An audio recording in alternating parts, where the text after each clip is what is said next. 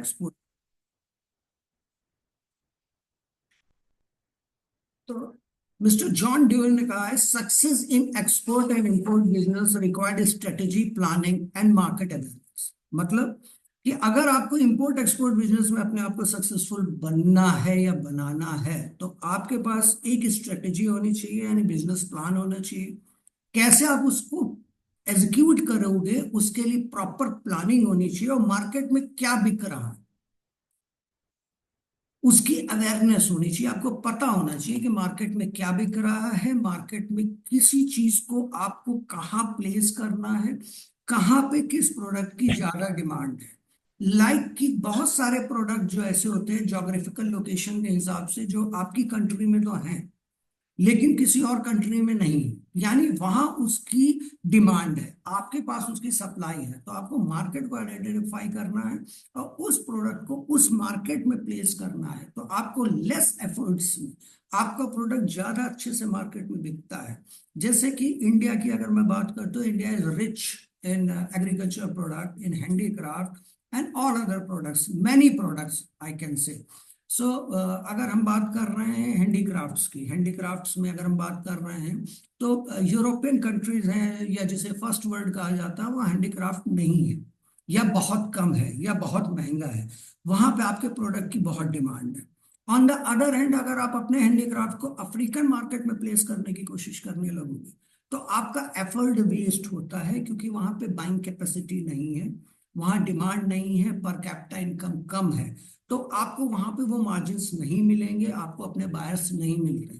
तो आपको आइडेंटिफाई करना पड़ता है कि आपका प्रोडक्ट किस मार्केट में फिट है, किस मार्केट में आप अपने प्रोडक्ट को आसानी से बेच सकते हैं और वहां उसकी डिमांड है। तो हम यहां से स्टार्ट करेंगे कि एक्सपोर्ट अगर हमको करना है तो हमको बेसिक्स क्या चाहिए। आज मेरे संग में सारे इंडस्ट्रियलिस्ट हैं, बिजनेसमैन हैं, तो इनकी कोई ना कोई फर्म है, कोई ना कोई रजिस्ट्रेशन है।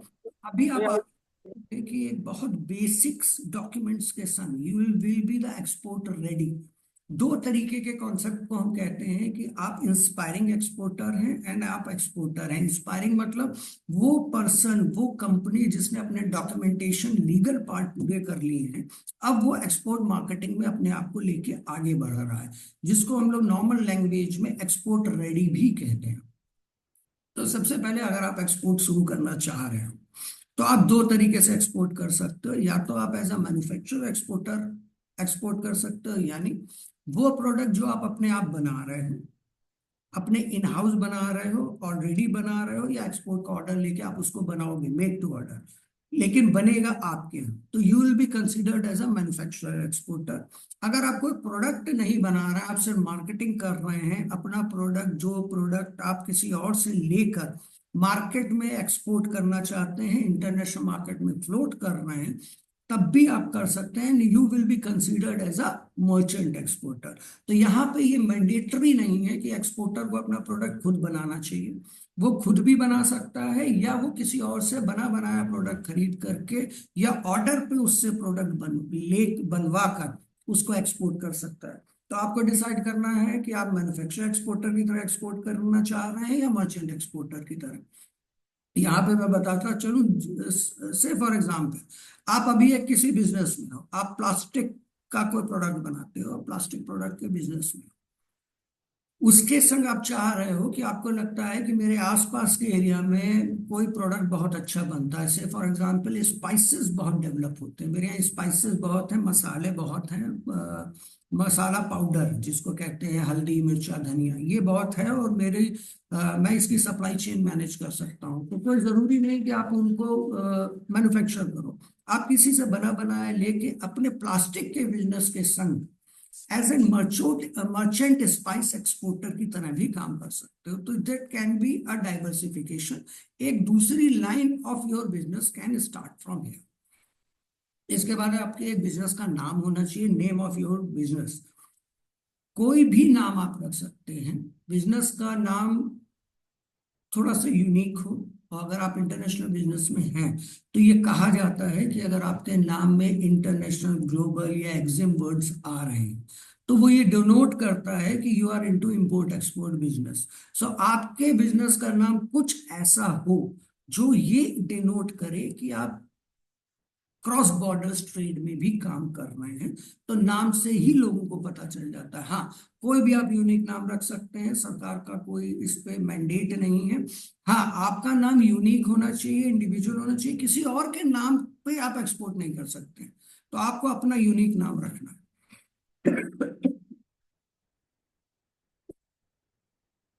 Type of firms.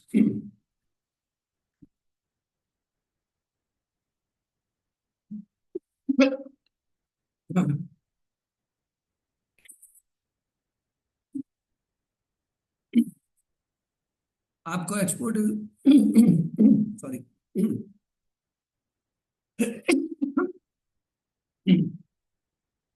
Export import business शुरू करने के लिए आपके पास एक लीगल रजिस्ट्रेशन होना चाहिए, यानी आपकी फर्म लीगली रजिस्टर्ड हो सरकार के सामने।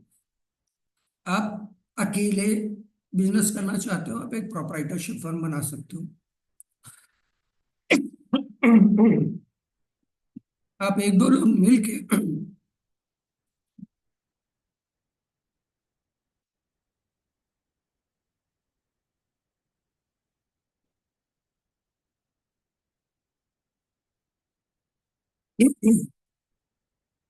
आप एक दो लोग मिलके बिजनेस करना चाह रहे हैं, आप पार्टनरशिप फर्म बना लीजिए। आप प्राइवेट लिमिटेड कंपनी के थ्रू एक्सपोर्ट कर सकते हैं, आप जॉइंट वेंचर कंपनी बना सकते हैं, आप एनजीओ के थ्रू, एफपीओ के थ्रू भी एक्सपोर्ट कर सकते हैं। कोई जरूरी नहीं है कि ये वाली फर्म एक्सपोर्ट कर सकती है, ये वाली फर्म एक्सपोर्ट नहीं कर सकती। किसी भी तरीके का कोई लीगल इंटिटी जो है वो एक्सपोर्ट कर सकती है। वो प्रोप्राइटरशिप से लेकर private limited, public limited company हो सकती है, वो एनजीओ हो सकती है, वो एफपीओ हो सकता है। यहां तक सब क्लियर है? कोई प्रश्न अगर किसी को? एवरीथिंग इज क्लियर, आगे बढ़ें।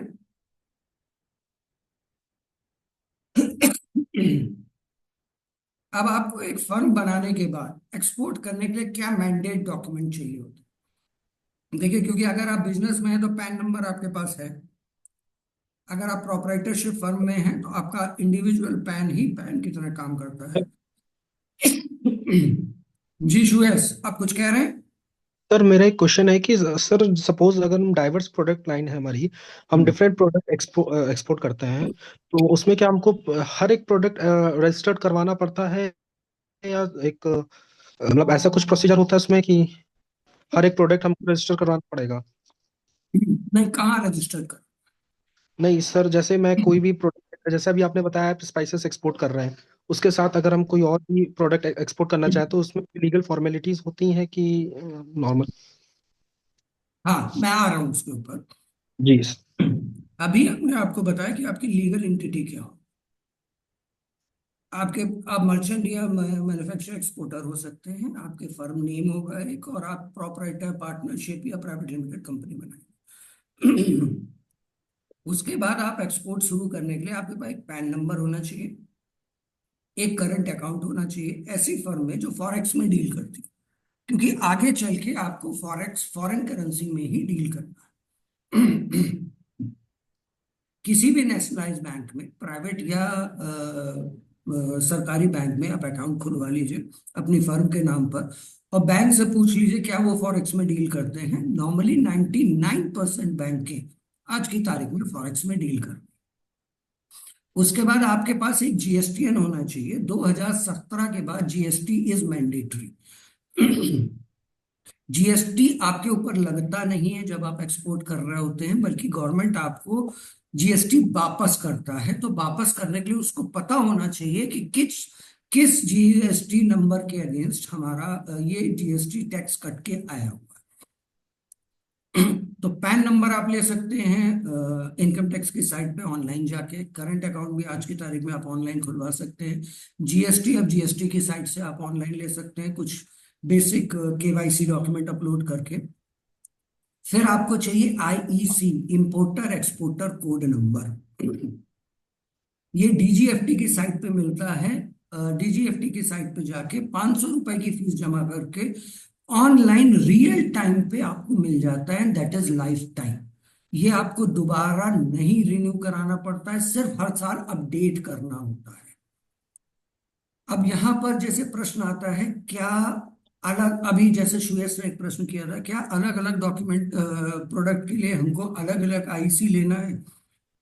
नहीं, आपको आईसी एक ही लेना होता है, उसी से आप एक्सपोर्ट और इंपोर्ट सब कुछ कर सकते हैं।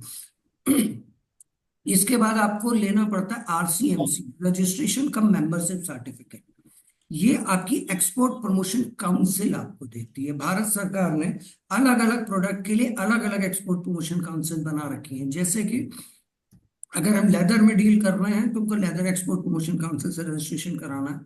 अगर हम हैंडीक्राफ्ट में डील कर रहे हैं तो हमको EPCH, export promotion council for handicraft से रजिस्टर्ड कराना है अपने आप को, and that is mandatory in case of export. हम स्पाइस में डील कर रहे हैं, हमको स्पाइस बोर्ड में रजिस्ट्रेशन कराना होता है। अगर हम एग्रीकल्चर में डील कर रहे हैं तो उनको एग्रीकल्चर एक्सपोर्ट प्रमोशन काउंसिल यानी एपिडा में रजिस्ट्रेशन कराना होता है। ये है ऑनलाइन। सुयस, आपका जवाब यहाँ पर है, अगर आप मल्टीपल प्रोडक्ट को एक्सपोर्ट कर रहे हो तो आपको ऊपर के 4 डॉक्यूमेंट तो कॉमन लेने हैं। आरसीएमसी आपको अपने प्रोडक्ट के हिसाब से लेनी पड़ती है। अच्छा, कई एक्सपोर्टर क्या थे जो डिफरेंट डिफरेंट प्रोडक्ट में डील कर रहे थे, तो उनको कई आरसीएमसी करानी पड़ रही थी। तो सरकार ने उसके लिए कॉमन ईपीसीज भी बना दिए हैं, एक्सपोर्ट प्रमोशन काउंसिल। जैसे फिक्की एंड फियो है, ये मल्टीपल प्रोडक्ट के एक्सपोर्ट प्रमोशन में काम करती है। तो अगर आप राइस में डील कर रहे हो, आप स्पाइसेस में डील कर रहे हो, आप लेदर में डील कर रहे हो, आप हैंडीक्राफ्ट में भी डील कर रहे हो, you are a merchant exporter और एन नंबर ऑफ प्रोडक्ट में आप डील कर रहे हो, तो आप फिकी या फियो पे अपने आप को रजिस्टर्ड करा सकते हो। ये multi product export promotion council से होती है। यहां तक सारी चीजें क्लियर हैं? Any question? सो हम आगे की स्लाइड पे बढ़ रहे हैं। एक्सपोर्ट में हम जंप कैसे कर सकते हैं? एक्सपोर्ट में आप 2 तरीके से जंप कर सकते हैं, B to B which is business to business, and D to C, direct to customer. अभी नई एक्सपोर्ट प्रमोशन काउंसिल पॉलिसी जो हमारी आई है, एफटीपी, उसमें ई कॉम एक्सपोर्ट को भी वही सारे बेनिफिट गवर्नमेंट दे रही है जो सारे बेनिफिट हमारे बल्क एक्सपोर्ट में दिए जा रहे थे। तो आप डायरेक्ट अगर एक सिंगल कुर्ती भी यहाँ से यूएस बेच रहे हो या यूके भेज रहे हो, तो that also considered under the export. वो भी एक्सपोर्ट में आ रही है अगर क्रॉस बॉर्डर जा रही है और आपने पीछे वाले डॉक्यूमेंट्स अपने पूरे करा रखे हैं। दूसरा, आप बल्क प्रोडक्ट सप्लाई में जा सकते हैं which is B to B. अब इसमें आपको करना कैसे होता है, जैसे आप बाई कुरियर एक्सपोर्ट कर सकते हो। बाई कुरियर जो एक्सपोर्ट होता है वो B to B and B to C दोनों तरह से होता है। आपको सिंगल कुर्ती भेजनी है, आप बाई कुरियर भेज सकते हो, इंडियन पोस्ट के थ्रू भेज सकते हो। आपको 2 4 5 किलो 10 किलो 50 किलो तक का सामान भेजना है तो आप कुरियर से भेज सकते हो। It is considered under export. छोटी छोटी शिपमेंट है 5 किलो से लेकर 500 किलो तक की, उसको आप बाय एयर भी निकाल सकते हो। इसके बाद बाय सी आप शिपमेंट भेज सकते हो, जैसे बल्क कंटेनर्स होते हैं, बल्कि प्रोडक्ट हो गया, 1 कंटेनर 2 कंटेनर लोड है, तो बाय एयर वो बहुत महंगा पड़ता है, तो उसको हम लोग बाय सी शिप करते हैं। और बाय कुरियर जैसे मैंने आपको बताया, आप डी टू सी में भेज सकते हैं। अब आता है एक बहुत ही इंपॉर्टेंट प्रश्न, प्रोडक्ट हमको क्या एक्सपोर्ट करना है?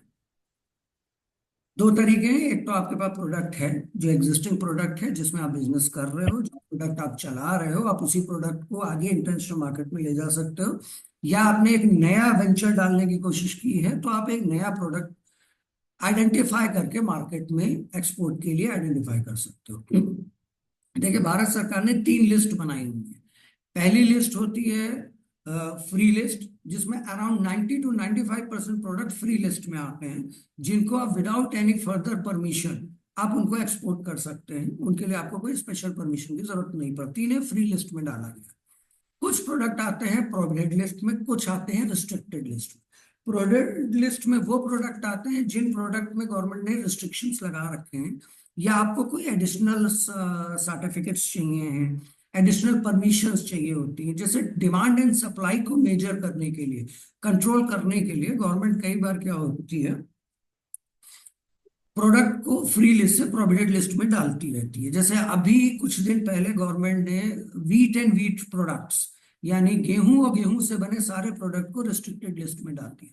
कि आप उसको एक्सपोर्ट ही नहीं कर सकते। तो वो फ्री लिस्ट से उठा और वो सीधे प्रोविडेंट को पार करता हुआ रिस्ट्रिक्टेड में चला गया। दूसरा क्या हुआ कि अभी बासमती चावल के ऊपर और नॉन बासमती पे 20% की ड्यूटी लगा दी, कि अब अगर आपको बासमती चावल को एक्सपोर्ट करना है तो आपको एमएस मिनिमम एक्सपोर्ट प्राइस पे ही आप एक्सपोर्ट कर सकते हैं, और नॉन बासमती को आपको एक्सपोर्ट करना है तो आपको गवर्नमेंट से परमिशन लेनी पड़ेगी, कोटा सिस्टम चालू है, और 20% ड्यूटी देनी पड़ेगी। तो गवर्नमेंट नॉर्मली अपनी लोकल मार्केट के डिमांड को देखते हुए सप्लाई चेन को मैनेज करने के लिए इन प्रोडक्ट्स को फ्री से रिस्ट्रिक्टेड में या प्रोहिबिटेड में डालती है या हटाती रहती है। तो जब आप एक्सपोर्ट प्रमोशन काउंसिल से अपने आप को कनेक्ट करते हो तो आपकी काउंसिल्स आपको बताती रहती हैं कि ये वाले प्रोडक्ट में अब ये चेंजेस आए हैं, पॉलिसी में ये अपडेट हुआ है, ये नहीं हुआ है। दूसरा तरीका क्या है कि जब आप प्रोडक्ट को इंटरनेशनल मार्केट के लिए आइडेंटिफाई कर रहे हो तो आपको नॉर्मली, देखिए इसका कोई थंब रूल नहीं है, लेकिन मेरे हिसाब से इन 5 पैरामीटर्स पे आपको अपने आप को, अपने प्रोडक्ट को एक बार चेक कर लेना चाहिए। पहला, डिमांड इन इंटरनेशनल मार्केट। हम जो प्रोडक्ट एक्सपोर्ट करने जा रहे हैं, क्या इंटरनेशनल मार्केट में उसकी डिमांड है, कौन से देश उसको खरीद रहे हैं, कौन सा देश उसका सबसे बड़ा एक्सपोर्टर है, कौन सा देश उसका सबसे बड़ा इंपोर्टर है। यहाँ पे आपके दिमाग में ये प्रश्न उठ सकता है कि सर अभी हम एक्सपोर्ट के बारे में सोच रहे हैं, हमको ये कैसे पता चलेगा कि कौन सा प्रोडक्ट इंटरनेशनल मार्केट में डिमांडेड है। देखिए उसके कई सिंपल तरीके हैं। जैसे पहला तरीका क्या है कि आपका प्रोडक्ट का एक एचएसएन कोड होता है, आप उस एचएसएन कोड को गूगल पे डालेंगे, गूगल पे डाल के आप उसको सर्च करते हैं कि इसकी किस कंट्री में सबसे ज्यादा डिमांड है, who which country is exporting this product most, who is top 5 importing countries. इसके अलावा ट्रेड इंडिया पोर्टल है, TradeIndia.gov.in। उस पे आप ये सरकारी पोर्टल है, इस पे आप अगर एचएसएन कोड डालोगे तो आपको गवर्नमेंट डाटा देती है कि ये वाला प्रोडक्ट इस पोर्ट से इस कंट्री में इतना इस क्वांटिटी में जा रहा है। कुछ साइडें ऐसी भी हैं जो प्राइस भी बता देती हैं कि इस प्राइस पे ही एक्सपोर्ट हो रहा है। तो आपको सबसे पहले ये असेस कर लेना है कि जो प्रोडक्ट आपने आइडेंटिफाई किया है, जिस प्रोडक्ट के बारे में आप सोच रहे हो, वो प्रोडक्ट उस मार्क एक्सपोर्टेबल है कि नहीं है। अगर इन तीनों लिस्ट से वो फ्री लिस्ट में है तो एक्सपोर्टेबल है, प्रोहिबिटेड में है तो एक्सपोर्टेबल है कुछ परमिशन लेके, रिस्ट्रिक्टेड में है तो आप एक्सपोर्ट नहीं कर सकते हो। फिर उसकी डिमांड क्या है, इंटरनेशनल मार्केट में उसकी डिमांड है कि नहीं है। तो पहले तुमको यहाँ पे ये एक्सेस करना है। दूसरा, availability of raw material and labour. जो प्रोडक्ट हम जिस जोग्राफिकल लोकेशन से बना रहे हैं, क्या उस प्रोडक्ट का रॉ मटेरियल वहां अवेलेबल है, क्या उसकी स्किल्ड लेबर वहां पे अवेलेबल है। से फॉर एग्जांपल अगर मुझे लेदर का कोई प्रोडक्ट बनाना है तो मेरे लिए आइडियल लोकेशन होता है कानपुर, क्योंकि कानपुर में उसका रॉ मटेरियल बहुत सस्ते में मिल जाता है, या अच्छा क्वालिटी रॉ मटेरियल मिल जाता है, raw material bank is available, skilled labour मिल जाता है। मुझे मेटल प्रोडक्ट बनाना है तो मुरादाबाद या उसके नियर बाई एरिया, मुझे कारपेट बनाना है तो भदोई या मिर्जापुर या नियर बाई एरिया। इसी तरह अगर आपको चिकनकारी करना है तो लखनऊ। तो आपको ये देखना है कि कहीं ऐसा तो नहीं कोई प्रोडक्ट आपने जो सेलेक्ट किया उसका रॉ मटेरियल या स्किल्ड लेबर वहां उपलब्ध ही नहीं है। क्योंकि अगर उपलब्ध नहीं है तो आपको रॉ मटेरियल भी लाना पड़ेगा बाहर से, और लेबर को भी माइग्रेट करना पड़ेगा, और लोकल लेबर को ट्रेंड कराना पड़ेगा, which is a costly venture for you. तीसरा होता है प्रोडक्शन फ्रेंडली। क्या हमारा प्रोडक्ट प्रोडक्शन फ्रेंडली है, कहीं उसकी लाइफ साइकिल, प्रोडक्शन साइकिल इतनी कॉम्प्लिकेटेड तो नहीं है कि उसमें गलती होने के चांसेस ज्यादा हैं, या इतनी लेंदी है कि हम एक साल में एक या दो साइकिल भी नहीं टर्न घुमा पा रहे हैं। उसमें कोई प्रॉब्लम नहीं होती। प्रॉब्लम यह है कि आप एन नंबर ऑफ साइकिल्स अगर नहीं घुमा पाओगे तो आपका टर्नओवर कम हो जाता है। तो आपको यहाँ पे ये देखना पड़ता है कि आपका जो प्रोडक्ट है उस प्रोडक्ट में गलती होने के चांसेस तो नहीं है, बहुत कॉम्प्लिकेटेड प्रोडक्ट तो आपने नहीं ले ली है, या उसकी मार्केट वैल्यू जो है उस प्रोडक्ट की, कहीं ऐसा तो नहीं है कि इतनी लंबी होने की वजह से आपके ओवरहेड कॉस्ट इतने हाई हो जा रहे हैं,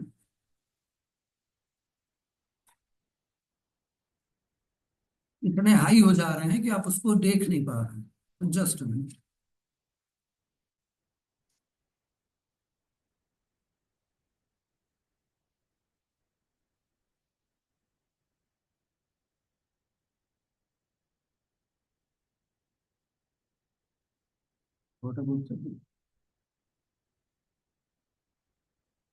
तीसरा है लॉजिस्टिक। देखिए, जब मैं यहाँ पे लॉजिस्टिक की बात करता हूँ तो we are talking inland logistic. As a UP we are land lock state. हमारे यहाँ कोई सी पोर्ट नहीं है, तो हमको अपने यहाँ से सी पोर्ट तक या एयरपोर्ट तक माल ले जाना पड़ता है। तो हमारे पास वेल स्टेब्लिश लॉजिस्टिक है कि नहीं है, उसका खर्चा कितना है, प्रोडक्ट मेरा सेफली जा पाएगा कि नहीं जा पाएगा, क्योंकि it will be going to add in your further cost. And आखिरी पॉइंट होता है वर्किंग कैपिटल। देखिए, किसी भी प्रोडक्ट या किसी भी बिजनेस को करने के लिए कुछ पैसे की आवश्यकता पड़ती है। आपको पहले से आइडिया होता है कि इस बिजनेस को करने में मुझे कितने पैसे की जरूरत पड़ेगी, और स्टार्ट करने के लिए जो पैसे की मुझे जरूरत पड़ने वाली है उसका मेरे पास क्या प्लानिंग है। क्या वो पैसा मेरे पास है, मैं अपना पैसा यूज करूंगा, या मैं I am going to borrow from somebody, I am going to borrow from bank, मैं इन्वेस्टर से पैसा ले रहा हूँ या बाहर से एडवांस ले रहा हूँ। तो वो आपका माइंड मेकअप होना चाहिए, आप बिल्कुल क्लियर होने चाहिए। ऐसा ना हो कि आप पूरी एक्सरसाइज कर लें, जब आपके पास ऑर्डर आ जाए तब आप फंडिंग के लिए दौड़ने लगे पैसे के, क्योंकि आप टाइम बॉन्ड प्रोडक्ट पे काम कर रहे होते हैं। तो उस समय अगर आप फंड अरेंजमेंट में लग जाओगे तो आपका टाइम निकल जाता है और ऑर्डर पूरा करना थोड़ा सा डिफिकल्ट हो जाता है। एक चैट बॉक्स में क्वेश्चन आया service export. Product export and service export दोनों बहुत ही इंपॉर्टेंट है। इंडिया सर्विस भी बहुत एक्सपोर्ट कर रही है और फिजिकल प्रोडक्ट भी एक्सपोर्ट कर रही है। बेनिफिट सारे हैं, लाइसेंस भी आपको यही सारे लेने पड़ते हैं सर्विस एक्सपोर्ट के लिए। सर्विस एक्सपोर्ट जैसे कि आपका हो गया प्रोफेशनल सर्विसेज हो गई, लॉयर की सर्विस हो गई, सीए की सर्विस हो गई, डिजाइनर सर्विस हो गई, कंसल्टेंसी सर्विस हो गई, मेंटोरिंग सर्विसेज हो गई, ये सारी सॉफ्टवेयर सर्विस है, बीपीओ सर्विस है, ये सारी सर्विसेज सर्विस एक्सपोर्ट में जा रही है। India is doing pretty good in that. Any question? अभी तक सबको क्लियर है यहाँ तक? सर मेरा एक क्वेश्चन है, जैसे सर्विस और गुड्स एक्सपोर्ट की, तो हम्म। जब हम गुड्स एक्सपोर्ट करते हैं तो हमें आई मीन कस्टम के थ्रू जाना होता है। हम्म। एंड सर्विसेज में ऐसा तो कोई कंपल्सन नहीं है हमें, हम डायरेक्ट इनवॉइस करके डायरेक्ट पेमेंट ले सकते हैं। इज दैट हाँ, correct way of doing it, और that is are the correct. उसमें बाईपासिंग? नहीं, दैट इज करेक्ट। उसमें आपको जो बिल बनाना होता है वो बिल करेक्ट। आप अपना इंटरनेशनल कस्टमर के नाम पे बिल बनाएंगे, और आपको जो पैसा आता है वो फॉरेक्स में आता है। एक्चुअली जब करेक्ट। पैसा आपकी बैंक में आ रहा होता है तो वहां पे हमें उसे पर्पस कोड देना होता है अपने बैंकर को। करेक्ट। अगर आपने कॉमर्शियल पर्पस कोड दिया है तब तो वो considered as a service export, otherwise that is okay. Considered as your income. तो दोनों ओके। ही लीगल है, बट फिर आपको बेनिफिट नहीं मिल रहा है। ओके। या ओके। हाँ, ये होता है। Since we are doing export, but we don't know, we are not aware of any kind of a benefit or not. So that is what I have asked. I'm covering benefits also, and you have pretty good benefits in exports. Export में government ने इतने benefit दे रखे हैं कि अभी मैं आपको एक कंपैरिजन भी बताऊंगा आगे की स्लाइड्स में, कि जब Okay. आप एक्सपोर्ट कर रहे हो, यहाँ पे प्रश्न उठा है तो मैं आपको एक हल्का सा वो दे दे रहा हूँ। अगर हम एक Uh-huh. छोटा सा एग्जांपल ले लेते हैं कि कोई आदमी एक से फॉर एग्जांपल एक शर्ट एक्सपोर्ट कर रहा है, और वो Correct. लखनऊ से एक्सपोर्ट कर रहा है, और Mm-hmm. दूसरा आदमी लखनऊ में ही बैठा है, वो भी शर्ट बना रहा है, सेम क्वालिटी की, सेम प्रोडक्ट कॉस्ट उसको आती है। Mm-hmm. दोनों लोग 30% मार्जिन पे काम कर रहे हैं। दोनों लोगों ने 100 रुपए का माल बेचा तो दोनों लोगों को 30 रुपए प्रॉफिट होना चाहिए। Correct? Correct. Correct. Logically we are right. But export के केस में क्या होता है कि जब आपको 30% वो तो मिल ही रहा है, 30 से थोड़ा ज्यादा मार्जिन हो जाता है। रफली हम मान के चल रहे, this is Mm. Just an example, don't catch the Correct. Numbers. तो जैसे अगर Correct. 30% मार्जिन है तो एक्सपो जब आप इंटरनेशनल मार्केट में जा रहे हो तो आप थोड़ा सा अच्छा मार्जिन पे काम कर रहे हो। तो 30 से Correct. 40% मार्जिन पे आप काम कर रहे हो, जो डोमेस्टिक में कर रहे हो वो 30% पे ही काम कर रहा है। Number Mm-hmm. One. Number two, Correct. जब टेक्सटाइल एक्सपोर्ट करते हैं या कोई भी प्रोडक्ट एक्सपोर्ट करते हैं तो गवर्नमेंट आपको उसमें ड्यूटी ड्रॉबैक देता है। पहले ये Mm-hmm. 1% से लेके 5% तक होता है। मोटा मोटी टेक्सटाइल में लगभग 1.5% के आसपास का है। हम रफली दो Oh. परसेंट लेते हैं। Mm. 2% एडिशनल मिल जाता है एक्सपोर्टर को वहां पर। ठीक है, तो चालीस Oh. परसेंट हुआ, 42% हो गया। उसके बाद गवर्नमेंट आर रोड टैप देती है, रोड टैप करीब 3% मिल जाता है, रोड टैप विच इज 45% उसका मार्जिन हो गया। उसके बाद जो एक्सपोर्ट करने के लिए आपको बैंक फाइनेंस कराते हो आप, उसमें हम्म। रफली आज की तारीख में कोई भी बैंक है वो 10% के नीचे पे फाइनेंसिंग नहीं कर रही है।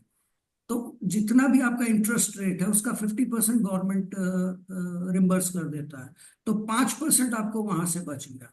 देन इन यू, केस हम फाइनेंस नहीं कराते हैं, हम अपना सेल्फ मनी डालते हैं, उस केस में हमें कोई बेनिफिट मिलता है? उस केस में आपको ड्रॉबैक मिलेगा एंड रोड टैप मिलेगा। और आपका हाँ, जो ओके। ट्रांसपोर्टेशन कॉस्ट है, अगर if you are selling hmm. Container, तो ten hmm. Thousand 20 feet container आपको अपने जगह से, अपनी फैक्ट्री से पोर्ट तक भेजने का रिम्बर्समेंट मिलेगा। हाँ, ओके। हाँ, तो रफली अगर आप देखो, अभी मैंने बाकी बेनिफिट नहीं कवर किए हैं, इतने में हम्म। याद रखो कि जो डोमेस्टिक में कर रहा है वो 30% पे काम कर रहा है, सेम एमिनिटीज सेम इंफ्रास्ट्रक्चर लेके, और जो करेक्ट। एक्सपोर्ट कर रहा है वो 50% पे काम कर रहा करेक्ट। है, which is additional benefit, right? Any other question कि मैं आगे बढ़ूं? तो यहाँ पे मैं ये कहना चाहूंगा, यस, या that's fine, that's fine. Thank you. यहाँ पे मैं ये कहना चाहूंगा, देखिए प्रोडक्ट, ये जो मैंने आपको लॉजिक्स बताया, दीज आर लॉजिक्स। इसके अलावा आपको वो प्रोडक्ट सेलेक्ट करना चाहिए जिससे आप प्यार करते, आपकी गट फीलिंग कहती है, इन लॉजिक्स पे उसको तय करते हुए, क्योंकि आप अपने प्रोडक्ट को बहुत अच्छी तरह जानते हो और कई सालों से आप सोच रहे होते हो कि मैं ये एक्सपोर्ट करूंगा, मैं ये प्रोडक्ट करूंगा, मैं वो करूंगा, तो आप उसके बारे में पढ़ रहे होते हो, सुन रहे होते हो, इंटरेस्ट ले रहे होते हो, so you know everything about that. तो आपको वो काम, वो बिजनेस करना चाहिए जिसको आप इंजॉय कर सको, जिस प्रोडक्ट को आप प्यार करते हो, जिसको आप इंजॉय कर सकते हो, वो बिजनेस करने में आपको मजा आता है, वो करने में आपके सक्सेस रेट 90% ज्यादा होते हैं बाकी प्रोडक्ट जो आप सिर्फ पैरामीटर्स पे लेके चल रहे हैं। My next slide, market selection. अब देखिए, ऐसा मैंने आपको बताया कि 210 कंट्री हैं, जिसमें से 195, 195 countries is open in the market, जिसमें आप एक्सपोर्ट कर सकते हैं। तो अब आप सारी कंट्री को एक संग नहीं कैप्चर कर सकते हैं, क्योंकि एक तो एरिया रीजन बहुत बड़ा हो जाता है, और सबके ज्योग्राफिकल प्रेफरेंसेस हैं, सबकी ज्योग्राफिकल लाइकिंग है। यहाँ पे मैं एक एग्जांपल दूंगा, अगेन विद टेक्सटाइल से। फॉर एग्जांपल, आप एक होम फर्निशिंग मैन्युफैक्चरर, आप कर्टन्स बनाते हो, तो हम लोग एज एन एक्सपर्ट हम बताते हैं कि दुनिया को आप 4 भागों में बांट लो: African country, Asian, European and American. तो 4 भागों में दुनिया को जब हम बांटते हैं तो प्रेफरेंस एंड लाइक सेम हो जाते हैं से। तो अगर आपने यहाँ पे कर्टेन का आप ऑर्डर बना रहे हो, तो इंडिया में जब आप कर्टेन को बेचते हो तो इंडिया में फिट्स में कर्टेन बिकते हैं। इंडिया में आपके 7 फीट के, 9 फीट के, 11 फीट के कर्टेन बिक रहे होते हैं। कलर एंड फैब्रिक हम लोग वो प्रेफर करते हैं जिसमें डार्कर कलर हो, जल्दी गंदा ना हो, फैब्रिक ऐसा हो जिसको बार बार वॉश ना कराना पड़े। वही जब आप इधर यूरोपियन और जापान की साइड में आप बढ़ने लगते हो, जब आप जापान में जाते हो, एशियान की तरफ बढ़ने लगते हो, तो वहां की प्रेफरेंस क्या होती है? जापान कर्टेन लेता है 180 सेंटीमीटर का, वो normally cotton and breathable fabric पे लेते हैं। सो आपको पता होना चाहिए कि आप किस कंट्री में जा रहे हो, उस कंट्री की प्रेफरेंस क्या है। अगर आप वही यूरोप में बढ़ जाओगे आगे, तो यूरोप में कर्टन बिकते हैं 3 मीटर एंड 330 सेंटीमीटर्स के, 350 सेंटीमीटर्स के, यानी 3 मीटर और 3.5 मीटर लेंथ का पर्दा वहां पे बनता है। कारण क्या है कि वहां पे जो व्हाइट वॉश है दैट इज वेरी कॉस्टली, तो वो अपनी वॉल्स पे एंड विंडोज पे भी डालते हैं वहां पे कर्टन, और वो machine wash and normal natural fabrics पे कर्टन चाहते हैं। नॉर्मल सूदिंग कलर चाहिए होते हैं उनको, पेस्टल शेड्स चाहिए होते हैं, वाइट पे लेंगे, वाइट पे आपका बेज हो गया, वाइट पे पिस्ता हो गया, इस तरीके के कलर्स उनको ज्यादा प्रेफर करते हैं। फिर अगर आप थोड़ा और आगे बढ़ गए, आप यूएस की साइड में बढ़ोगे, तो 240 सेंटीमीटर्स के कर्टन वहां पे बिकते हैं। वहां पे colour combination normally tone to tone जाता है, जैसे व्हाइट पे व्हाइट लेंगे, पिस्ता पे पिस्ता कलर लेंगे, बेज पे बेज लेंगे। अब आप थोड़ा सा और आगे बढ़ जाओ, अफ्रीकन की तरफ चले जाओ, अगर आप अफ्रीकन में कर्टन बेचना चाह रहे हो, तो वहां पे उनको सिंथेटिक कपड़ा चाहिए होता है, डार्कर एंड ब्राइट कलर चाहिए होते हैं। तो अब आप देख रहे हो कि अगर आप मैन्युफैक्चरिंग कर रहे थे कर्टेन की और आपने एक सैंपल सेट तैयार कर लिया और उसको आप पूरी दुनिया में बेचना चाहोगे तो वो नहीं बिकेगा। यहाँ पर एक बात मैं कहना चाहूंगा, हमारे यहाँ प्रॉब्लम क्या है कि जो हमने प्रोडक्ट बना लेते हैं, हमारे पास जो बना बनाया प्रोडक्ट है, जिस प्रोडक्ट को हम मैन्युफैक्चर कर रहे हैं फॉर इंडियन मार्केट, हम उसी प्रोडक्ट को इंटरनेशनल मार्केट में बेचने की कोशिश कर रहे हैं। उसी प्रोडक्ट पे हम पूरा एफर्ट लगा देते हैं कि वो प्रोडक्ट मैं बेच दूंगा। अगर वो प्रोडक्ट मार्केट सूट नहीं कर रहा है या विद माइनर चेंजेस हम उसको मार्केट में सूट करा सकते हैं, तभी आप उसको बेच पाओगे। आपको मार्केट की नीड एंड एडेप्टेबिलिटी को समझने की जरूरत पड़ती है यहाँ पर। इसी एग्जाम्पल को मैं थोड़ा और आगे बढ़ाता हूँ कि जैसे कि अगर आप मान लीजिए गारमेंट में आप बना रहे हो, तो इंडिया में स्मॉल साइज जो स्टार्ट होता है वो 36 से होता है। 36, 38, 40, 42, जो टेक्सटाइल वाले हैं उनको ये बात समझ में आ रही होगी। वही आप अगर आप यूरोप में चले जाओगे तो यूरोप में स्मॉल साइज स्टार्ट होता है 38 से। तो अगर आपने इंडिया का स्मॉल यूरोप भेज दिया तो वहां वो एक्स्ट्रा स्मॉल हो जाएगा। सो आपको ये पहले से ज्योग्राफिकल लोकेशन के हिसाब से पता करने की जरूरत पड़ती है कि आप जो प्रोडक्ट जिस मार्केट को टारगेट करके बना रहे हो या बेचना चाह रहे हो उसके स्टैंडर्ड्स क्या हैं। कलर का बहुत असर पड़ता है। जैसे कि अगर आपने पर्पल कलर मलेशिया में बेचने की कोशिश की तो आपका प्रोडक्ट नहीं बिकेगा, वहां पे अशुभ माना जाता है। और मान लीजिए आपने एक कलेक्शन तैयार किया and you are going to advertise या पिच इन मलेशियन मार्केट और आपके प्रोडक्ट में पर्पल का टोन ज्यादा है, तो वो प्रोडक्ट वहां पे बेचना थोड़ा सा मुश्किल हो जाता है। तो यहाँ पे मैं ये कहना चाह रहा हूँ कि जो भी आपका प्रोडक्ट है, जो भी आपका प्रोडक्ट तैयार है, उस प्रोडक्ट में रीजन वाइज आपको जो रीजनल बेसिस के बेस पे आपको माइनर चेंजेस और वहां की एक्सेप्टेंस के हिसाब से अपने प्रोडक्ट को तैयार करके मार्केट को पिच करना चाहिए। इसके संग क्या होता है कि गवर्नमेंट ने कई एक्सपोर्ट बेनिफिट दे रखे हैं, एफटीपीज कहलाते हैं। फ्री फॉरेन ट्रेड पॉलिसीज में free trade and bilateral agreement government करती है। जैसे इंडो कोरिया है, इंडो जापान है। अभी कई बहुत सारे bilateral and free trade agreement हुए हैं। इसका मतलब ये होता है कि गवर्नमेंट, दो कंट्री की गवर्नमेंट एक दूसरे से ये एग्रीमेंट कर लेती हैं कि आपके यहाँ से कोई प्रोडक्ट आएगा तो हम उस पर ड्यूटी नहीं लगाएंगे, हमारे यहाँ से कोई प्रोडक्ट जाए तो आप उस पर ड्यूटी मत लगाइएगा। या ये एग्रीमेंट कई बार इस तरह से भी होते हैं कि मेरा प्रोडक्ट आपके यहाँ जाएगा तो आप ड्यूटी मत लगाइएगा, और आपके यहाँ का ये जो प्रोडक्ट है ये एक लिमिटेड प्रोडक्ट है, इसको आप फ्रीली मूव करने के लिए दोगे। तो यहाँ पे आप एक एग्जांपल से समझ लीजिए। मान लीजिए कोई दो कंपनियां हैं जो वुडन टॉयज बनाती हैं। दोनों कंपनी का वुडन टॉयज जो है वो $10 पर पीस के हिसाब से बिकता है। आप इंडिया से बना रहे हो, दूसरा बंदा जो है वो चाइना से बना रहा है, और हम दोनों लोग जापान को बेच रहे हैं। इंडिया और जापान का Indo Japan free trade agreement है, और चाइना और जापान का नहीं है। जापान में इंपोर्ट करने पे दो $2 की ड्यूटी पड़ रही है। तो जो प्रोडक्ट इंडिया से जाएगा वो $10 में जाएगा और $10 में ही लैंड हो जाएगा, उस पर कोई इम्पोर्ट ड्यूटी नहीं लगेगी। वही same product, same quality, same specification का प्रोडक्ट अगर चाइना से जाएगा तो वो जापान पहुंचते उस पर 2% की इम्पोर्ट ड्यूटी लग जाएगी, तो वो $12 का हो जाएगा। इसका मतलब गवर्नमेंट ने आपके लिए मार्केट बना दी है, प्लेटफॉर्म रेडी कर दिया है। आप गवर्नमेंट के free trade and bilateral agreements की लिस्ट निकालें और उस कंट्री में अपने प्रोडक्ट को बेचना शुरू करें। यानी लोहा गर्म है, आपको सिर्फ हथौड़ा मारना है। आपको समझना है कि सरकार आपके लिए क्या क्या कर चुकी है और कहाँ कहाँ मार्केट तैयार कर रखी है। उस मार्केट में आपके लिए कंपटीशन बहुत कम है, उस मार्केट में आप अपने प्रोडक्ट को लॉन्च करोगे तो बहुत जल्दी से आपका प्रोडक्ट की सेल स्टार्ट हो जाती है। Everything is clear till here? कोई कंफ्यूजन?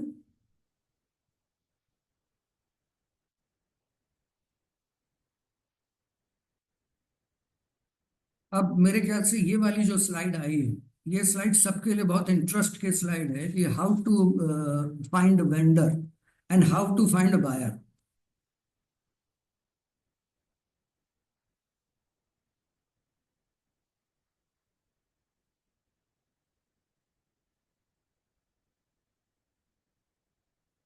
अब देखिए क्या है कि अगर आप एज अ मर्चेंट एक्सपोर्टर काम कर रहे तो आपको सबसे पहले तो एक मजबूत वेंडर चाहिए। अभी आगे हमारे यहाँ भी एक नया कोर्स स्टार्ट होने जा रहा है, सप्लाई चेन। तो सप्लाई चेन का पूरा दारोमदार यही है कि आप बेचोगे तो तब आप ऑर्डर तो ले आओगे, आप बनाओगे या बनवाओगे कैसे। तो आपके पास एक ट्रस्टवर्दी, इकोनॉमिकल, क्वालिटी प्रोड्यूसर एक वेंडर होना चाहिए। तो वेंडर ढूंढने के तरीके क्या है? वेंडर ढूंढने का तरीका ये है कि पहले तो जैसे कि बहुत सारी लोकल साइट है जो B2B पोर्टल्स कहलाते हैं, उस पे आपको अपने प्रोडक्ट को सर्च करना है, जिस प्रोडक्ट को आप एक्सपोर्ट करना चाह रहे हैं, और वो लोगों से कांटेक्ट करके उसके डिटेल्स लेनी है। और एक अच्छा मैन्युफैक्चरर को आपको आइडेंटिफाई करना है। जैसे इंडिया मार्ट है, ट्रेड इंडिया है, एक्सपोर्टर इंडिया है, तो इस पे आपको लोकल मैन्युफैक्चरर मिल जाते हैं, बहुत अच्छे अच्छे मैन्युफैक्चरर मिल जाते हैं। फिर जैसे लोकल एग्जीबिशंस हैं, आप सब लोग यूपी से हो तो ODOP की एग्जीबिशंस लगती हैं और लोकल एग्जीबिशंस लगती हैं। तो इसमें विजिट्स करने से कई बार आपको बहुत अच्छे अच्छे वेंडर्स मिलते हैं, जिनसे आप बाद में उनकी फैक्ट्री में जाके, उनके ऑफिसेज में जाके विजिट करके उस प्रोडक्ट को सोर्स कर सकते हैं। डायरेक्ट फैक्ट्रीज में आप विजिट कर सकते हैं। होलसेल मार्केट है, जैसे कानपुर में होलसेल मार्केट है, लखनऊ में होलसेल मार्केट है, आपके सबके अपने अपने शहरों में होलसेल मार्केट है। तो उसमें जो बड़े होलसेलर्स हैं उनके थ्रू आप कर सकते हैं। एसोसिएशंस हैं, जैसे फिक्की है, आपका LMA है, रोटरी है, इनकी डायरेक्टरीज होती है, इनके थ्रू एक अच्छे decent manufacturer and factory owners को आप कांटेक्ट कर सकते हैं। एंड रेफरेंस के थ्रू आप अपने वेंडर को सेलेक्ट कर सकते हैं। देखिए, किसी भी बिजनेस को चलाने के लिए आपको इस बात का बहुत ध्यान रखना है कि आपके पास एक मजबूत टीम होनी चाहिए, एक अच्छा वेंडर बेस, एक अच्छा सप्लायर, चाहे आप मैन्युफैक्चरर हैं, चाहे आप मर्चेंट हैं, आपको एक ट्रस्टवर्दी सप्लायर चाहिए। क्योंकि अगर आप मैन्युफैक्चरर भी हैं तो आपको रॉ मटेरियल के लिए सप्लायर चाहिए, अगर आप मर्चेंट हैं तो आपको फिनिश गुड खरीदने के लिए भी एक अच्छा ट्रस्टवर्दी सप्लायर चाहिए, जो आपको टाइमली डिलीवरी दे, क्वालिटी दे और बेस्ट प्राइस प्रोडक्ट प्रोवाइड करे। अब हम लोग आ गए सैंपल डेवलपमेंट पे। देखिए, एक्सपोर्ट की ब्यूटी क्या है कि एक्सपोर्ट ही एक ऐसा प्रोडक्ट है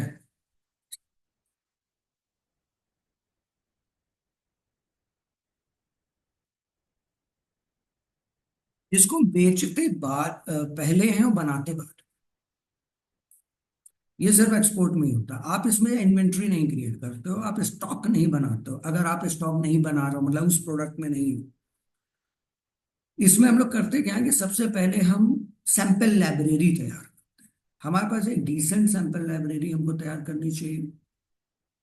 देखिए, मार्केट बहुत बड़ी है, जैसे मैंने आपको size, colour, regional location, colour preference, इनके हिसाब से बताया।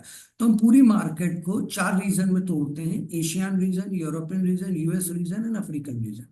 इनके हिसाब से हम अपने सैंपल सेट को डिवाइड कर, जैसे कि मान लीजिए हम टेक्सटाइल बना रहे हैं, से फॉर एग्जांपल हम शर्ट्स बना रहे हैं, हम मेन शर्ट्स बना रहे हैं। तो जब हम अपना सैंपल कलेक्शन तैयार करेंगे, मान लीजिए हमने डिसाइड किया कि हमें 100 सैंपल बनाने हैं, तो 100 सैंपल में हम उसको डाइवर्ट करते हैं कि मार्केट में कौन से सैंपल्स किस प्राइस रेंज में हमको उतारने हैं।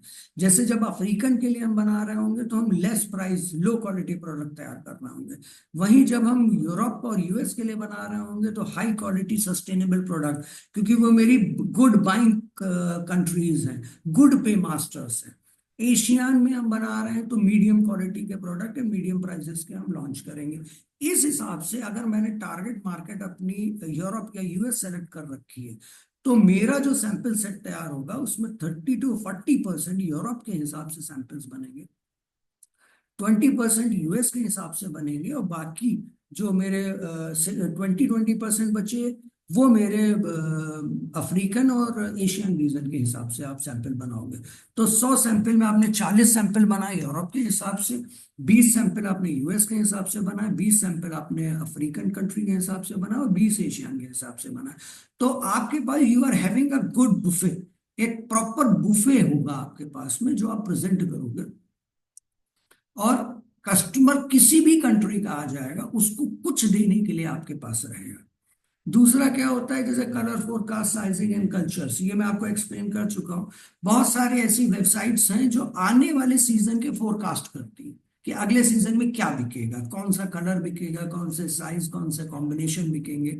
इसको आप गूगल पे सर्च कर सकते हैं। उन कलर्स को आप पहले से अपने सैंपल्स में इनकॉर्पोरेट करके चलेंगे। इसको आप ऐसे समझ लीजिए, मान लीजिए कोई आप एग्जीबिशन करने गए या आपने ऑनलाइन किसी बायर को कनेक्ट किया, और उस बायर को कनेक्ट करने के बाद आपको ये समझ में आ रहा है कि उस बायर ने आपके जो सैंपल सेट देखे वो भी वही कलर फोरकास्ट देख के आया है, और उसी कलर फोरकास्ट को देख के आपने अपने सैंपल बनाया। वो दिमाग में पर्पल, ब्लू और ग्रीन कलर सोच के आ रहा है। ये सिर्फ टेक्सटाइल बेस्ड नहीं है, कलर कॉम्बिनेशन सब चीज में आता है। चाहे आप हैंडीक्राफ्ट बना रहे हैं, चाहे आप फर्नीचर बना रहे हैं, चाहे आप बैग्स बना रहे हैं, चाहे आप अब मशीनरीज और ग्रेन्स मतलब फूड प्रोडक्ट को छोड़ के बाकी कोई भी प्रोडक्ट बना रहे हो, तो उसमें क्या कलर कॉम्बिनेशन आने वाले हैं, क्या साइजिंग आने वाले हैं, वो बायर भी वही देख के आ रहा है, आपने भी वही अपने सैंपल में बना के रखे हैं। तो वहां पे आपके ऑर्डर मिलने के चांसेस बहुत ज्यादा हो जाते हैं। दूसरा है प्राइस सेंसिटिविटी। देखिए यहाँ पे ये चीज ध्यान में रखनी है कि हमको प्रोडक्ट ऐसा बनाना है जो वैल्यू ऑफ मनी हो, और मेरा कस्टमर उस प्रोडक्ट को खरीद कर आगे दो पैसे कमा पाए, तभी हम लॉन्ग टर्म के संग काम कर पाए। अगर आपने कोई ऐसा प्रोडक्ट बना दिया जिसकी कॉस्ट बहुत ज्यादा है और आपका कस्टमर उसको खरीद के आगे नहीं बेच पाएगा बायर, तो वो पलट के आपके पास नहीं आएगा। तो हमेशा ये ध्यान रखना, एक्सपोर्ट में मार्जिन थोड़े अच्छे रखने हैं, लेकिन इसका मतलब ये नहीं है कि स्काई हाई मार्जिन पे आप काम कर रहे हैं। एक decent and value of money के मार्जिन पे ही आपको काम करना है। तीसरा है मार्केट साइज। कई बार हम देखते हैं कि हमारा मार्केट साइज कैसा है। अगर एक बहुत बड़ी मार्केट है, जैसे अर्जेंटीना, मैक्सिको, ब्राजील आप कर रहे हो, तो वहां एक बड़ी मार्केट है, वहां बल्क में प्रोडक्ट खरीदा जाता है, होलसेल में। तो वहां पे आपका प्राइस कम होता है लेकिन वॉल्यूम ज्यादा। वहीं अगर आप यूरोप और जापान और इधर यूएस की साइड में कर रहे हैं, तो यहाँ वॉल्यूम थोड़ा कम हो जाता है लेकिन प्राइस थोड़ा अच्छा हो जाता है। तो इस हिसाब से भी आपको सैंपल बनाने पड़ते हैं अपने, की प्राइस सेंसिटिविटी के हिसाब से किस प्राइस रेंज का प्रोडक्ट किस मार्केट में बिकेगा, उस मार्केट में मेरी पकड़ कितनी है। तो यहां तक सब चीजें क्लियर हैं? Any question?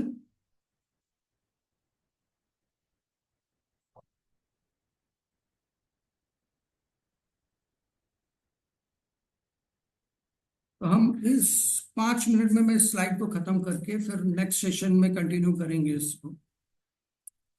Finding buyers and suppliers. अब आपने सब कुछ तैयार कर लिया है, आपके सैंपल तैयार हैं, आपकी कंपनी तैयार हो गई है, आपके पास प्राइसिंग सेट हो गई है। अब आपको अपना प्रोडक्ट बेचना है। आपको ऑर्डर कैसे मिलेंगे?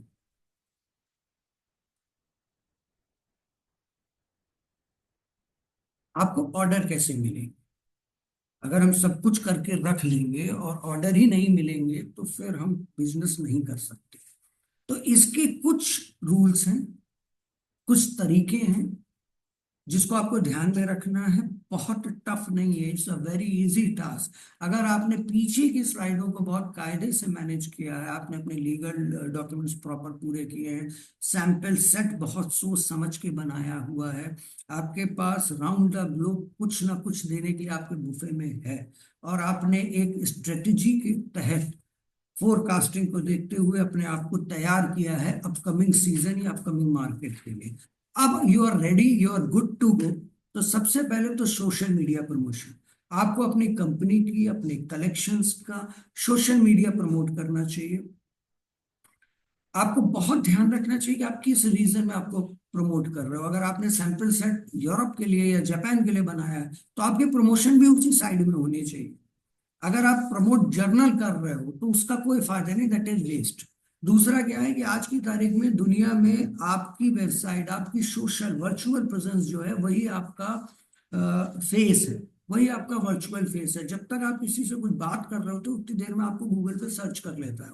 तो आपको बहुत एक्टिव होना चाहिए, आपको बहुत relevant and to the point post डालनी चाहिए। कोई मिसलीडिंग इंफॉर्मेशन नहीं, बहुत लेंदी पोस्ट नहीं, specific, crisp and to the point. दूसरा क्या है, बी टू बी पोर्टल्स। देखिए अभी यहां पे कंफ्यूज होने की जरूरत नहीं है। अभी जो मैंने बताया, India mart, trade India, exporter India, ये भी बी टू बी पोर्टल है, बट वो इंडिया के लिए। इनमें एक्सपोर्ट की लीड्स मिलती हैं बट बहुत कम मिलती हैं। इंटरनेशनल B2B पोर्टल्स की अगर जब हम बात करते हैं तो हमारे पास कुछ नाम आते हैं, जैसे Alibaba. Alibaba is a market leader. Alibaba पे आपको लीड्स मिलती हैं, ग्लोबल सोर्सेज हो गया, ट्रेड इंडिया, ग्लोबल सोर्सेज हो गया, HKTC हो गया। इस तरीके के कुछ पोर्टल्स हैं जिन पे आपको अपने आप को रजिस्टर्ड करना है। आपने जो सैंपल सेट बनाया है उसकी फोटो शूट्स होंगे, फोटो खींचेंगे, प्रॉपर डिटेल्ड के संग आप अपने आप को अपलोड करोगे, एक पेज बनाएंगे। कुछ में आप फ्री जा सकते हैं, कुछ में आपको पेड लेना पड़ेगा। फ्री में कोई लिमिटेड होता है, लिमिटेशन होता है। आप बायर को कनेक्ट नहीं कर सकते हो, जो कस्टमर को नहीं कनेक्ट कर सकते हो, लेकिन it can be work as a awareness. Awareness की तरह आप अपने आप को प्रेजेंट करते हो, दुनिया को आप बताते हो कि आप उपलब्ध हो, आप मार्केट में हो, आप ये प्रोडक्ट बना रहे हो। तो आपको जितनी ज्यादा से ज्यादा B2B पोर्टल होगा उसमें अपने आप को रजिस्टर्ड करना है। यहाँ पे ये चीज ध्यान रखनी है कि जो भी आप इंफॉर्मेशन B2B पोर्टल्स पे दे रहे हो, चाहे पेड में दे रहे हो चाहे फ्री में, मेरी एडवाइस ये रहती है कि अगर आप 5 पोर्टल पे जा रहे हो तो 2 पे आप पेड में जाओ और 3 में आप फ्री में जाओ। अगर आप 3 में जा रहे हो तो आप 1 पे पेड कर लो और 2 आप फ्री कर लो। लेकिन उस पे जो आप अपने प्रोडक्ट को डालोगे, फोटोज बहुत क्लियर होनी चाहिए। क्या आप दिखाना चाह रहे हो बहुत क्लियर होना चाहिए। AI का जमाना है, हमारे अश्विन सर AI भी पढ़ा रहे हैं। आपको कैसे बैकग्राउंड चेंज करना है, कैसे अपने प्रोडक्ट को प्रेजेंट करना है, उसकी जो डिटेल है, जो एक कॉमन डिटेल्स एक आदमी को प्रोडक्ट खरीदने के लिए चाहिए, उतनी डिटेल वहां पे क्रिस्प जरूर अवेलेबल होनी चाहिए। सामने वाले को ये पता होना चाहिए कि आप क्या बेच रहे हो, उसकी क्वालिटी क्या है, उसके साइजिंग क्या है, उसके स्टैंडर्ड्स क्या हैं, उसमें आप क्या स्पेसिफिक या USP दे रहे हो, क्या आपका यूनिक सेलिंग पॉइंट है। दूसरी बात क्या है कि कभी कभी क्या होता है, हम अपने प्रोडक्ट को बताने के चक्कर में इतना ज्यादा लिख डालते हैं कि कस्टमर कंफ्यूज हो जाता है। इसको आप ऐसे समझो कि अगर कॉलोनी में कोई अंकल जी मिल जाते हैं और वो आपके बच्चे की तारीफ कर दें, तो आप इतना कुछ अपने बच्चे के बारे में बता देते हो कि वो भी कंफ्यूज हो जाता है। तो कस्टमर को आपको कंफ्यूज नहीं करना है, ये बात बहुत बहुत इंपॉर्टेंट है। आपको अपने कस्टमर को उतना बताना है जितना आप किसी प्रोडक्ट को खरीदने के लिए उसका जानना जरूरी है, और स्पेसिफिक एंड क्रिस्प बताना है। अगर आपको इसका पैरामीटर सेट करना है तो सबसे अच्छा तरीका ये होता है कि अगर आप उस प्रोडक्ट के बायर होते तो आपको एक प्रोडक्ट को खरीदने के लिए क्या क्या स्पेसिफिकेशन चाहिए होते, उतने स्पेसिफिकेशन आपके प्रोडक्ट के संग डिटेल होनी चाहिए। दूसरा क्या है, बायर सेलर मीट। देखिए, जो मैंने आपको बताया था, आपको RCMC लेनी है, EPC, export promotion councils. Export promotion councils export को बढ़ाने के लिए बायर सेलर मीट कराते हैं। इसमें वो विदेश के कस्टमर्स को, बायर्स को लेके आते हैं और आपके संग उनकी मीटिंग कराते हैं। कई बार बाहर इंडिया आते हैं, कई बार वो आप लोगों के ट्रिप को लेके विदेश जाते हैं और वहां पे 1-to-1 मीटिंग कराते हैं। उसमें होता क्या है कि आप बायर को समझते हो, वो क्या चाह रहा है। 1-to-1 मीटिंग में आपका एक कॉन्फिडेंस बढ़ता है। आप इसके संग दुनिया में भी देखते हो कि और क्या क्या चीजें बन रही हैं, क्या और बनाई जा सकती है, क्या और बेची जा सकती है। तो आप जब अपने सैंपल्स तैयार कर लेंगे, आपके product catalogue, photo catalogue ready हो जाते हैं, then you have to start with buyer seller meet अपने काउंसिल्स के थ्रू, फिर buying agent and sourcing agent. देखिए, हर प्रोडक्ट के अलग अलग बाइंग एजेंट्स होते हैं। ये एक ऑथराइज एजेंसीज होती हैं जो कि ज्यादातर मेट्रोज में उपलब्ध हैं। ये जो कस्टमर है, आपका कस्टमर के कनेक्ट में रहते हैं। एक एक बाइंग एजेंसी के पास 10-10, 12-12 कस्टमर भी हो सकते हैं और किसी एक कस्टमर के संग भी एक बाइंग एजेंसी चल सकती है। ये बाइंग एजेंसीज को आपको कनेक्ट करना होता है, उनके email ID, phone number, WhatsApp पे आपको अपने प्रोडक्ट के बारे में डालना है। जब आप उनके कनेक्ट में होते हो तो फायदा ये रहता है कि उनको बायर ये बता रहा होता है कि अगले सीजन में वो क्या खरीदेगा। तो उनका काम ये है, they are acting as a bridge. उनका काम ये होता है कि वो कस्टमर के लिए good quality product decent price पे सोर्स करके दे। और एक्सपोर्टर के लिए उनकी जिम्मेदारी ये होती है कि प्राइस, पेमेंट की गारंटी लें, टाइमली डिलीवरी कराए, प्रोडक्ट को स्मूथली मैन्युफैक्चर कराए। तो जब आप बाइंग एजेंट्स के टच में रहते हो तो बाइंग एजेंट्स के पास फ्रीक्वेंट ऑर्डर, देखिए, कोई भी बिजनेस को अच्छी तरह प्रॉफिटेबल चलाने के लिए आपको रिकरिंग ऑर्डर्स की बहुत जरूरत होती है। अदरवाइज आपकी फैक्ट्री 4 दिन काम कर रही है, 4 दिन बंद हो गई, या 4 दिन काम नहीं है, फिर आपने एम्प्लॉय बढ़ाए, फिर आपने एम्प्लॉय घटाए, तो उसमें आपकी एक कंटिन्यूटी ब्रेक होती है। तो जब आप बाइंग एजेंसीज के टच में होते हो, उनसे आप फ्रिक्वेंटली मिलते हो, उनके कनेक्ट होते हो, एग्जीबिशंस में आप उनसे मिलते हो, तो हल्के हल्के उनको कॉन्फिडेंस जब आपके ऊपर आ जाता है, तो आपको एक फ्रीक्वेंट एंड रिकरिंग ऑर्डर देने की पोजीशन रखते हैं।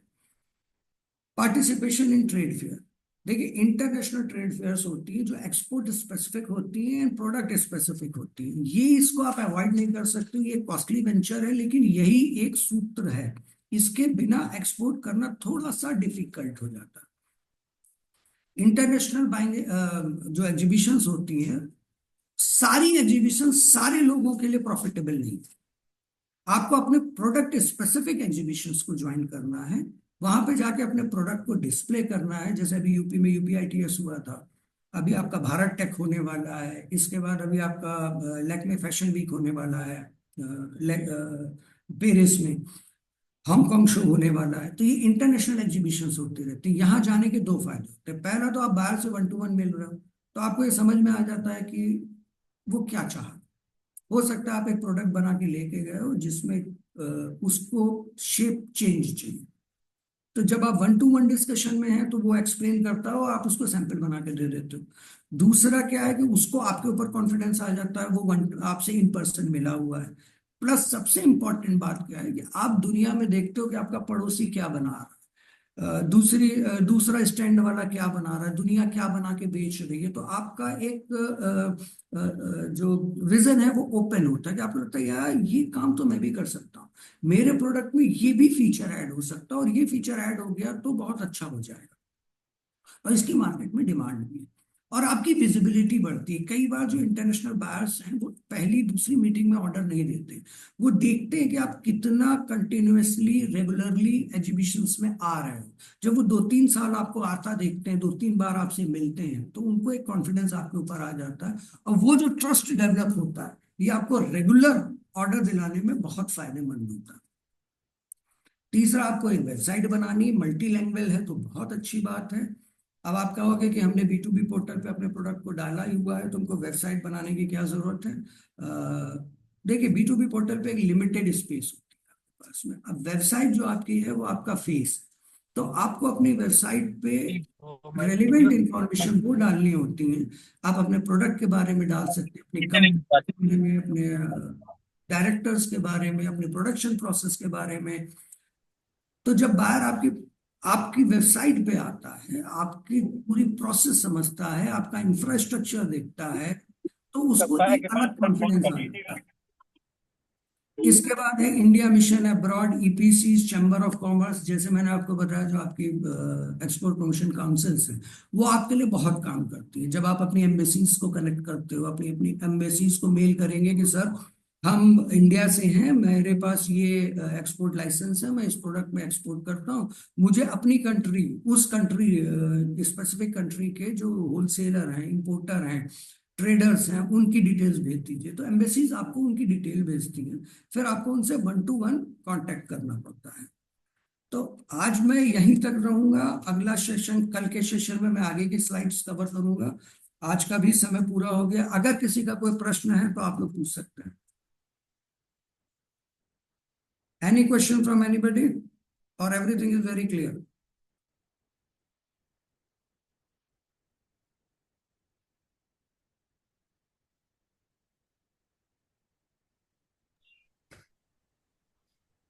रितुल जी, कोई प्रश्न है आपका? Sir everything is clear. मतलब बहुत अच्छा पढ़ाने लगे रितुल जी, सारी चीजें सबको बिल्कुल क्लियर हो गई। सब मेरे को तो हो गई। आपको तो हो गई। तो फिर आज हम लोग यही विराम करते हैं, और कल हम आगे बढ़ेंगे कि सरकार हमको क्या क्या देती है। कल हम लोग जो कवर करने वाले हैं उसमें हमें अपने प्रोडक्ट की प्राइसिंग क्या रखनी है, हम इसके बारे में बात करेंगे। किस तरीके से हम अपने आप को, प्रोडक्ट को इंटरनेशनल मार्केट में पिच करेंगे, क्या हमारे टर्म्स होते हैं जिनको इनकर टर्म्स कहा जाता है, उसके बारे में, import export orders and procedures and payment terms के बारे में, और फाइनेंस के बारे में। इन सारी चीजों के बारे में, प्लस कस्टम रेगुलेशंस के बारे में हम बात करेंगे, गवर्नमेंट बेनिफिट्स के बारे में बात करेंगे, और किस तरह हमारा प्रोडक्ट पूरी तरह से एक साइकिल एक्सपोर्ट की पूरी होती है, हम इसके बारे में कल बात करेंगे। ठीक है, सो थैंक यू वेरी मच, फिर हम लोग कल मिलते हैं। Thank you, so sir. much sir for the lovely sessions. और आज काफी इंटरेक्टिव भी रहा है, बीच बीच में लोग डाउट पूछ रहे थे, so that's great to see. हम लोग उसको कंटिन्यू करेंगे कल भी आपके साथ ही। So thank you everyone for joining, let's meet tomorrow.